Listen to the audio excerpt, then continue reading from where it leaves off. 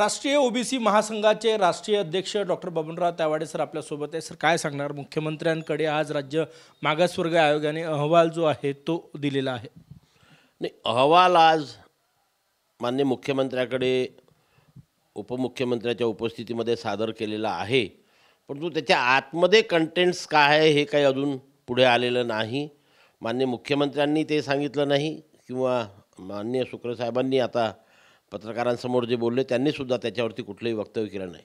परंतु मुख्यमंत्री बोलताना तीनदा त्यांनी एक स्पष्ट केलं की आम्ही ओबीसींच्या आरक्षणाला कुठल्याही प्रकारचा धक्का न लावता मराठा समाजाला आम्ही पहिल्या दिवशीपासून जे बोलतो आहे की मराठाला समाजाला आरक्षण देण्याकरता आम्ही कटिबद्ध आहोत आणि न्यायालयीन प्रक्रियेमध्ये टिकणारं आरक्षण देण्याकरता कटिबद्ध आहोत, परंतु आम्ही ओबीसीच्या आरक्षणाला धक्का लावणार नाही, हे तीनदा त्यांनी उच्चारलं. म्हणून मी ओबीसी समाजाच्या वतीने आज तरी त्यांचं अभिनंदन करतो, त्यांचे आभार मानतो की आम्हाला 29 सप्टेंबरला राज्य सरकारने जो शब्द दिला होता की आम्ही ओबीसीच्या आरक्षणाला कुठेही धक्का लावणार नाही, सरसकट कुणब्यांचे प्रमाणपत्र देणार नाही, या गोष्टीवर सरकार आजही ठाम आहे.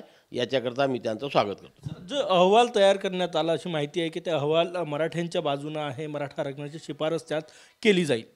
नाही, मराठा आरक्षण म्हणजे यापूर्वी दोनदा माननीय पृथ्वीराज चव्हाण मुख्यमंत्री असताना आणि माननीय देवेंद्रजी फडणवीस मुख्यमंत्री असताना दोनदा मराठा समाजाला 50% वर अतिरिक्त आरक्षण देण्याचा प्रयत्न करण्यात आला होता, पण दोनदाही पहिल्यांदा हायकोर्टातच नाही टिकलं, दुसऱ्यांदा हायकोर्टात टिकलं, परंतु सर्वोच्च न्यायालयामध्ये नाकारलं. आता सर्वोच्च न्यायालयाने ज्या काही त्रुटी त्यावेळेस निदर्शनास आणून दिल्या त्या त्रुटी दूर करण्याचा प्रयत्न जर राज्य मागासवर्गीय आयोगाच्या अहवालामध्ये असेल आणि त्या जर खरंच दूर झाल्या आणि पुढे त्यांचं अतिरिक्त आरक्षण टिकलं तर त्याला ओबीसी समाजाचा विरोध नाही. आयोगाच्या अध्यक्षांनी म्हटलं की पहिल्यांदाच इतकं मोठं सर्वे करण्यात आला आणि या सर्वेमध्ये मराठा समाजाचा आर्थिक आणि सामाजिक मागासले पण सिद्ध झाल्याचं कळतं. नाही, असं त्यांनी नाही म्हटलं. अशी माहिती आहे. मागासले पण सिद्ध दोनदा, म्हणजे गायकवाड आयोगामध्ये सुद्धा मागासले पण सिद्ध झालं होतं, म्हणून त्यांना अतिरिक्त आरक्षण देण्यात आलं होतं. आता सुद्धा झालं आणि त्यांना 50%च्या वर आरक्षण दिलं, तशी शिफारस केली आणि राज्य सरकारने ते ॲक्सेप्ट केलं, स्वीकृत केलं आणि त्यांना अतिरिक्त 12-13% आरक्षण दिलं. त्याला ओबीसी समाजाचा विरोध राहणार नाही. आम्ही सुरुवातीपासून म्हणतो आहे की मराठा समाजाला आरक्षण मिळालंच पाहिजे, परंतु आमच्या ओबीसीच्या आरक्षणाला धक्का न लावता. आज मुख्यमंत्र्यांनी म्हटलं, उपमुख्यमंत्री देवेंद्र फडणवीसही तिथे उपस्थित होते आणि भाजप या सरकारमध्ये आहे, त्यामुळे ओबीसींना नाराज करण्याचं रिस्क ते घेणार नाही. निवडणूक आहे पुढे. तुम्हाला काय वाटतं, वेगळं आरक्षण दिलं तर ते टिकेल सुप्रीम कोर्टात, कारण की क्रिएटिव्ह पिटिशन जी आहे ती तिकडे आहे? नाही, मी आत्ताच आपल्याला म्हटलं की सर्वोच्च न्यायालयाने मागील अहवालामध्ये ज्या ज्या त्रुटी सांगितल्या होत्या, डेफिशियन्सी सांगितल्या होत्या आणि जे सर्वोच्च न्यायालयाला मान्य नव्हतं, त्या त्रुटी या अहवालात दूर होईल असं वाटतंय का? एकूणच जो सर्वे करण्यात आला, ऐतिहासिक सर्वे म्हणतात, इतक्या कमी वेळाचा. नाही, तेच बघायचं आहे आपल्याला की या राज्य मागासवर्गीय आयोगाने त्या त्रुटी दूर करण्याचा प्रयत्न केला आहे का, प्रयत्न झाला असेल आणि तो जर पुढे उच्च न्यायालय आणि सर्वोच्च न्यायालयामध्ये टिकला किंवा डायरेक्ट सर्वोच्च न्यायालयाने समजा ते ॲक्सेप्ट केलं क्रिएटिव्ह पिटिशनच्या माध्यमातून आणि त्यांना याआधी दिलेलं 12 आणि 13% आरक्षण टिकलं तर त्याला ओबीसी समाजाचा कधी विरोध नव्हता आणि यापुढे राहणार नाही. सर, आता काय प्रक्रिया असेल? अहवाल मागासवर्गीय आयोगानं मुख्यमंत्र्यांकडे सादर केलेला आहे, उपमुख्यमंत्री फडणवीस पण तिथे होते. पुढची प्रक्रिया काय असणार? नाही, पुढची प्रक्रिया म्हणजे आता हा अहवाल राज्य मंत्रिमंडळाच्या पुढे जाईल. मंत्रिमंडळाने तो स्वीकृत केल्यानंतर मग तो विधिमंडळामध्ये जाईल आणि मग विधिमंडळामध्ये त्याबद्दलचा नवीन कायदा तयार करून तो कायद्यामध्ये रूपांतरित करून, जसं मागच्या वेळेससुद्धा झालं होतं, त्यांना तशा प्रकारचं आरक्षण सरकार देण्याचा प्रयत्न करेल. जरांगे पाटील यांच्या उपोषणाचा 7वा दिवस आहे. एकीकडे ते म्हणतात की आम्हाला सरसकट कुणबी प्रमाणपत्र हवे, जे सगळे सोयऱ्याची अधिसूचना आहे त्याचं कायद्यात रूपांतर करा.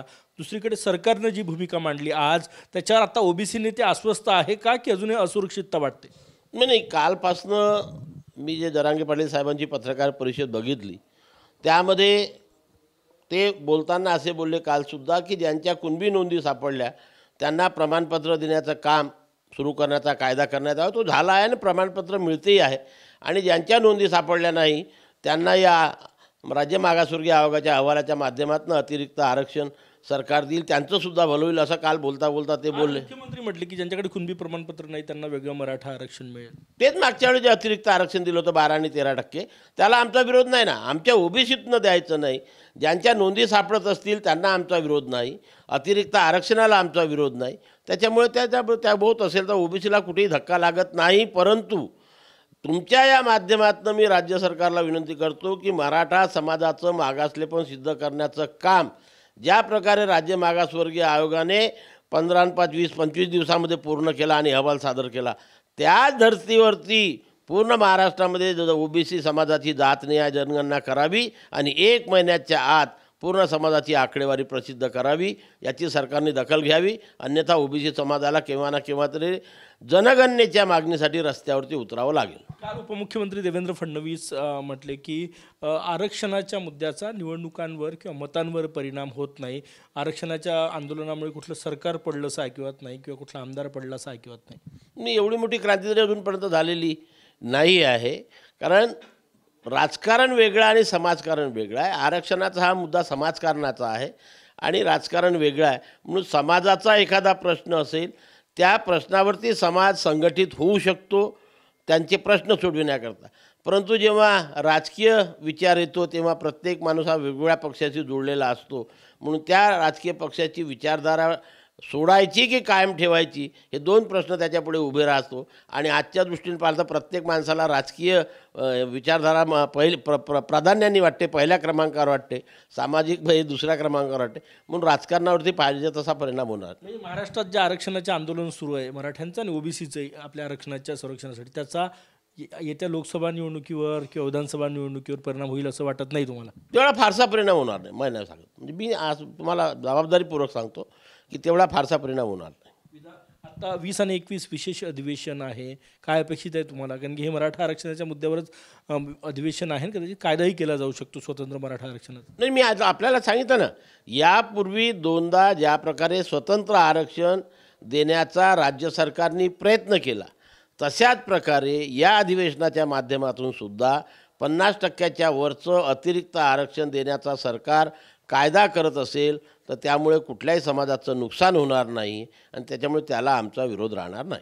शेवटचा प्रश्न, TV9 मराठीकडेची माहिती आहे की जो अहवाल सादर केलेला आहे तो मराठ्यांच्या बाजूनं आहे आणि त्यामध्ये मराठ्यांचं मागासलेपण सिद्ध होतं आहे आणि शिफारस केली जाईल आरक्षणाची. काय वाटतं? नाही, ते ज्या प्रकारे गायकवाड आयोगाने केलं होतं त्याच प्रकारे त्याच धर्तीवरती बहुतेक हा अहवाल असावा की बा हे मागासलेले आहे पण 50%च्या आतमध्ये देता येत नाही, म्हणून 50%च्या वरचं आरक्षण यांना देण्यात यावं, अशा प्रकारची शिफारस त्याच्यामध्ये असू शकते. गायकवाड आयोगामध्ये सुद्धा तशाच प्रकारची शिफारस होतो. सेम शिफारस या सुकळे समितीमध्ये सुद्धा असू शकते. सुप्रीम कोर्टात टिकेल हे? आता ते पुढे पुढे बघू काय होतं. आज आपण काही वक्तव्य करू शकत नाही, कारण हायकोर्टाला काय अपेक्षित आहे, सर्वोच्च न्यायालयाला काय अपेक्षित आहे, त्याच्याबद्दल मी आज वक्तव्य करू शकत नाही. जरांगे पाटील यांचं उपोषण आता मागे घ्यायला पाहिजे का? लवकरच मागे. मी तर 2 दिवसापासून की आज समाजाला त्यांची गरज आहे. त्यांची तब्येत जर सुदृढ राहील, प्रकृती सुदृढ राहील तर ते समाजाला न्याय देण्याकरता आणखी संघर्ष करू शकतील. आणि म्हणून त्यांनी आता सरकार लवकरच 20-21 तारखेला अधिवेशन घेत आहे. त्यांच्या समस्यावर त्या ठिकाणी योग्य तो निर्णय होणार आहेत आणि म्हणून त्यांनी उपोषण थांबवावं आणि आपल्या प्रकृतीची काळजी घ्यावी. अरे जिएंगे तो और लड़ेंगे, जिएंगे नहीं तो क्या लड़ेंगे, जीना जरूरी है, जीना जरूरी है, इसलिए जरांगे पाटील ने जीना चाहिए. सगळे सोयऱ्याचा तर उल्लेखही नाही केला. नाही, त्याला तर तो वेळ लागणारच आहे ना. आक्षेपाचं निराकरण झाल्याशिवाय त्याचं कायद्यात रूपांतर होऊ शकत नाही. खूप धन्यवाद. कॅमेरामॅन सचिन सायांसह गजानन माटे, TV9 मराठी, नागपूर.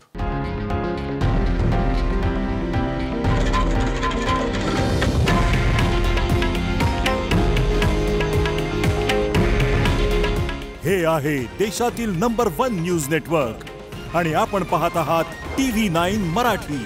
काळजी तुमची, हित महाराष्ट्राचं.